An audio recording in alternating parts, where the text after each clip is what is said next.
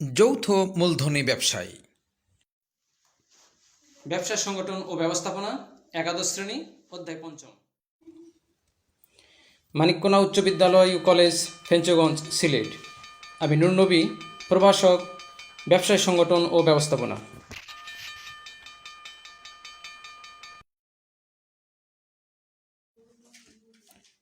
পাঠ্য বিষয় ১, যৌথ মূলধনী ব্যবসায়ের পরিচয়। ২, যৌথ মূলধনী ব্যবসায়ের বৈশিষ্ট্য। এ দুটি বিষয় নিয়ে আলোচনা। এবার আমাদের জানার পালা, যৌথ মূলধনী ব্যবসা কি জিনিস। চলো জেনে আসি যৌথ মূলধনী ব্যবসা কি। শিক্ষার্থী বন্ধুরা, যৌথ শব্দের অর্থ হলো একের অধিক যেখানে যোগ করা হয় বা একের অধিক যেখানে একত্র করা হয়, অর্থাৎ দুই বা ততোধিক ব্যক্তি বা দুই বা ততোধিক প্রতিষ্ঠানকে যেখানে এনে তাদের মূলধন যৌথভাবে পরিচালনা করা হয় তাকে যৌথ মূলধনী ব্যবসা বলে। এক মালিকানা ও অংশীদারি ব্যবসার সীমাবদ্ধতা অনেক রয়েছে, যেমন স্বল্প মূলধন, সীমিত পরিচালনা, সীমিত ব্যবস্থাপনা, ক্ষুদ্রায়তন এবং অসীমিত আয়। এই সকল সীমাবদ্ধতা দূরীকরণের পর যে ব্যবসার প্রচলন হয়েছিল তা হচ্ছে যৌথ মূলধনী ব্যবসা। ইংল্যান্ডে শিল্প বিপ্লবের পরে কলকারখানায় ব্যাপক উৎপাদন ও বণ্টন ব্যবস্থার ব্যাপক পরিবর্তনের আবির্ভাব পাওয়া যায়। সেই সময়ে 1844 সালের ইংল্যান্ডের পার্লামেন্টে পাশ হয় দ্য জয়েন্ট স্টক অ্যাক্ট 1844। তারই ধারাবাহিকতায় বাংলাদেশে 1994 সালের 5 সেপ্টেম্বর জাতীয় সংসদের 16তম অধিবেশনে এই জয়েন্ট স্টক অর্থাৎ যৌথ মূলধনী ব্যবসার আইন পাশ হয়। এর সূত্র ধরেই যৌথ মূলধনী ব্যবসার প্রচলন বাংলাদেশে শুরু হয়। এবার তোমাদের একের পর এক সংজ্ঞা দেখাবো। ১ নম্বর সংজ্ঞা, যে কোম্পানি অধিক মূলধন, সীমিত দায়, যৌথ ব্যবস্থাপনা এবং আইন সত্তা ও পৃথক অস্তিত্ব বিশিষ্ট ব্যবসাকে যৌথ মূলধনী ব্যবসা বলে। কোম্পানি ব্যবসায় একটি স্বেচ্ছামূলক প্রতিষ্ঠান। কোম্পানি ব্যবসায় করতে আগ্রহী কিছু সংখ্যক ব্যক্তি স্বেচ্ছায় সংঘবদ্ধ হয়ে কোম্পানি গঠন করলে সেটাকে যৌথ মূলধনী ব্যবসা বলে। এটি ১ নম্বর। পরে আরও একটি সংজ্ঞা আসছে। সংজ্ঞা ২, ইংরেজিতে, a corporation is an organisation, usually a group of people or a company authorized by the state to act as a single entity and recognized as such in law for certain purposes. Early incorporated entities were established by charter. Most jurisdictions now allow the creation of new corporation through registration. সংজ্ঞাটি Wikipedia থেকে, তবে মূল ভাব আগের যে বাংলাটি বলেছি তার সাথেই মিল আছে। ৩ নম্বরে আরও একটি সংজ্ঞা আসছে। যৌথ মূলধন ব্যবসা হলো একটি ব্যবসায়ী সত্তা বা প্রতিষ্ঠান যেখানে অংশীদাররা শেয়ার এবং বিভিন্ন প্রকার স্টক ক্রয়ের মাধ্যমে কোম্পানির মালিকানা লাভ করেন। অংশীদাররা তাদের শেয়ার অবাধে হস্তান্তর করতে পারেন।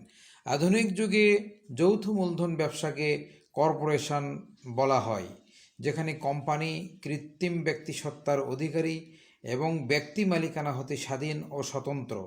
সাধারণত অংশীদারদের দায় শেয়ার সংখ্যা দ্বারা সীমাবদ্ধ থাকে। প্রথম যৌথ মূলধন ব্যবসা আইন 1844 সালে ইংল্যান্ডে চালু হয়। এতক্ষণে যে সংজ্ঞাগুলো দেখলাম এবং শুনলাম তার মূল বস্তু হলো, মুনাফা অর্জনের উদ্দেশ্যে কতিপয় ব্যক্তি স্বেচ্ছায় মিলিত হয়ে তাদের মূলধন একত্রিত করে দেশের প্রচলিত আইনে যে ব্যবসায় গড়ে তোলে তাকেই যৌথ মূলধনী ব্যবসায় বলে। চলো ভিডিও প্রদর্শনের মাধ্যমে তোমাদেরকে আরো পরিষ্কারভাবে ধারণা দেওয়ার চেষ্টা করি। ধরে নেওয়া যাক এবি কোম্পানির মূলধন হচ্ছে 12 লক্ষ টাকা, অর্থাৎ এবি কোম্পানির 12 লক্ষ টাকা মূলধন হিসেবে প্রয়োজন। তো তারা শেয়ার বিক্রি করে এই 12 লক্ষ টাকা সংগ্রহ করতে পারে। আমি যদি ধরে নেই তাদের প্রতিটি শেয়ারের মূল্য 100 টাকা, তাহলে তাদের যদি 12 লক্ষ টাকা সংগ্রহ করতে হয়, 12 লক্ষ ভাগ 100, অর্থাৎ 12,000 শেয়ার বিক্রি করতে হবে।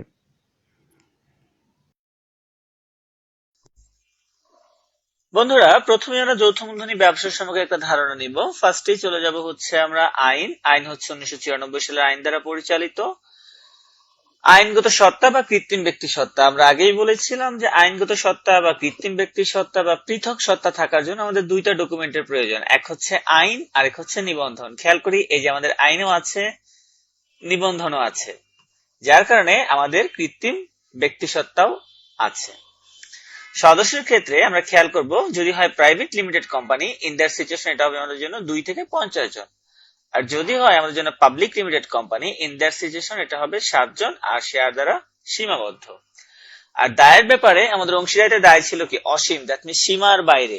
এটা সীমার বাইরে না, এটা হচ্ছে সীমার মধ্যে, দ্যাট মিনস এটা দায় হচ্ছে সসীম, শেয়ার দ্বারা সীমাবদ্ধ। যেমন আমার যদি এক একটা শেয়ারের দাম হয় 10 টাকা, টোটাল 100টা শেয়ার থাকে, ইন দ্যাট সিচুয়েশন আমি হচ্ছি 1000 টাকার মালিক। সো আমার কোম্পানিতে যদি দায় 10,000 টাকাও হয়, অর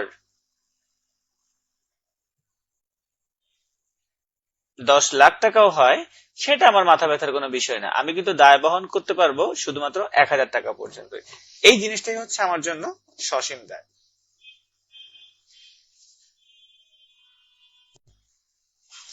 এবার আমরা খুব গুরুত্বপূর্ণ একটি পার্ট দেখব, যৌথ মূলধনী ব্যবসায়ের গঠন প্রণালী। 3টা ধাপ আছে: উদ্যোগ গ্রহণ, নিবন্ধন, আর হচ্ছে কার্যারম্ভ।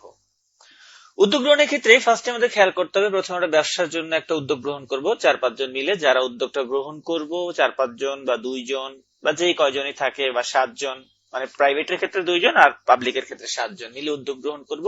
যারা উদ্যোগ গ্রহণ করব তাদেরকে বলা হবে উদ্যোক্তা। ফার্স্টে আমাদের ব্যবসায়িক একটা ধারণা গ্রহণ করতে হবে, আমরা কোনটা নিয়ে বিজনেস করব, এটা আমাদের কি উৎপাদনমূলক ব্যবসায় হবে নাকি সেবামূলক ব্যবসায় হবে, সেটা সম্পর্কে একটা ধারণা নিব। দেন হচ্ছে আমরা উদ্যোগ গ্রহণ করব, যারা উদ্যোগ গ্রহণ করবো তাদেরকে বলা হবে উদ্যোক্তা। প্রতিষ্ঠানের নাম ঠিক করতে হবে। নাম ঠিক করার ক্ষেত্রে 2টা জিনিস মাথায় রাখতে হবে, একটা হচ্ছে সরকার নিষিদ্ধ কোনো নাম দেওয়া যাবে না, আর একটা হচ্ছে কমন কোনো নাম দেওয়া যাবে না। ভবিষ্যৎ সম্ভাবনা যাচাই করতে হবে, ওই ব্যবসায়ের ভবিষ্যতে কতটুকু সম্ভাবনা আছে লাভবান হওয়ার। তারপর হচ্ছে আমরা ওটা যদি পজিটিভ থাকে, আমরা পরিকল্পনা প্রণয়ন করব। নিবন্ধন স্টেপে বলছে, আমরা প্রথমে নিবন্ধন অফিস থেকে নিবন্ধন ফর্ম কালেক্ট করব, তারপর এই 2টা ডকুমেন্ট তৈরি করব, স্মারকলিপি আর পরিমেল নিয়মাবলী। অতঃপর নিবন্ধন অফিসে এটা জমা দিব, নিবন্ধন সংগ্রহ করব। এখন যদি আমার কোম্পানিটা হয় প্রাইভেট লিমিটেড কোম্পানি, তখন শুধুমাত্র এই 2টা স্টেপ কমপ্লিট করলেই আমি বিজনেস শুরু করতে পারবো as a private limited company. That means private limited কোম্পানির জন্য আমার উদ্যোগ গ্রহণ আর নিবন্ধন স্টেপটাই এনাফ। আর যদি আমার এটা হয় public limited company, in that situation আমাকে নাম্বার যেতে হবে কি? স্টেপ নাম্বার 3 তে, 3 নাম্বার স্টেপে যেতে হবে। তখন সেখানে গিয়ে আমাকে অতিরিক্ত যোগ্যতা সুযোগ শেয়ার কিনতে হবে। যোগ্যতা সুযোগ শেয়ার বলতে বোঝানো হচ্ছে একটা কোম্পানির পরিচালক হওয়ার যোগ্যতা অর্জন করার জন্য মিনিমাম যে শেয়ার গুলো কিনতে হয় সেটা হচ্ছে যোগ্যতা সুযোগ শেয়ার।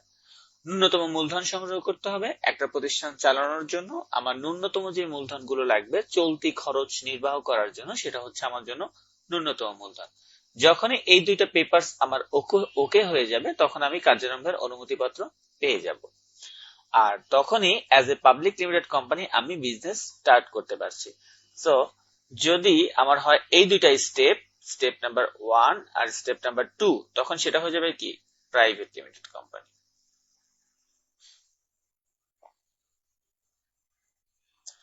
আর যদি আমার হয় স্টেপ 1, 2, 3 একসাথে, ওই সিচুয়েশনে আমারটা হয়ে যাবে পাবলিক লিমিটেড কোম্পানি। তো প্রশ্ন অনেকভাবে আসতে পারে যে নিবন্ধন পত্র পেয়েছে কিন্তু এখনো ব্যবসা শুরু করতে পারছে না, তাহলে এটা কোন ধরনের কোম্পানি? Public limited company. আবার বলবে যে একটি প্রতিষ্ঠান নিবন্ধন পত্র পাওয়া মাত্রই ব্যবসা শুরু করে দিয়েছে, তাদের কার্যালয়ের অনুমতি পত্রের কোনো প্রয়োজন হয়নি, তখন কোন ধরনের কোম্পানি? Private limited company. এই ব্যাপারগুলো একটু মাথায় রাখতে হবে। এই তো শুনলে তোমরা ভিডিও, আমার মনে হয় তোমরা বুঝতে পেরেছ। তবে এখানেই শেষ নয়, আরো একটি স্টেপ রয়েছে। চলো সেদিকে যাই। সেটা হলো যৌথ মূলধনী ব্যবসার বৈশিষ্ট্য। প্রতিটি জিনিসের কিছু সুবিধাও আছে, অসুবিধাও আছে, বৈশিষ্ট্যও আছে। চলুন দেখি যৌথ মূলধনী ব্যবসায়ের বৈশিষ্ট্য কী কী। বৈশিষ্ট্যগুলিকে দুই ভাগে, দুই সাইডে নেওয়া হয়েছে। একটি হচ্ছে আইনগত বৈশিষ্ট্য, আরেকটি হচ্ছে সাধারণ বৈশিষ্ট্য। আইনগত বৈশিষ্ট্যর মধ্যে যেগুলো রয়েছে সেগুলি 1 নাম্বার আইন সৃষ্ট, অর্থাৎ এটা আইন দ্বারা সৃষ্ট হয়। 2 কৃত্রিম ব্যক্তিসত্তা, যেটির আলোচনা একটু আগে করা হয়েছে। 3 চিরন্তন অস্তিত্ব, অর্থাৎ এর অস্তিত্ব চিরদিনই থাকে। 4 সদস্য সংখ্যা, এর সদস্য সংখ্যা 1-এর বেশি হয়। 5 সাধারণ সিলমোহর। 6 শেয়ার মূলধন, অর্থাৎ শেয়ার মূলধন ভিত্তিক ব্যবসা, এইটা যেটি আমরা আগেও একটা ভিডিওতে দেখিয়েছি। 7 শেয়ারের হস্তান্তরযোগ্যতা, শেয়ারের হস্তান্তরযোগ্যতাও থাকবে। 8 সীমাবদ্ধ দায়। 9 বিধিবদ্ধ দায়িত্ব। এটি হলো আইনগত বৈশিষ্ট্যগুলির মধ্যে। দ্বিতীয়ত সাধারণ বৈশিষ্ট্য আছে। স্বেচ্ছাপ্রণোদিত সংগঠন। 2 অধিক মূলধন। 3 স্বতন্ত্র ধর্মী ব্যবস্থাপনা। 4 গঠনতন্ত্রের অনুসরণ। 5 মুনাফা বন্টন এবং 6 কর প্রদান। এই ছিল যৌথ মূলধনী ব্যবসায়ের বৈশিষ্ট্য তথা কোম্পানি সংগঠনের বৈশিষ্ট্য। আবার ভুল বোঝো না, কোম্পানি সংগঠন যেটি, যৌথ মূলধনী ব্যবসা একই জিনিস এবং একই বৈশিষ্ট্য।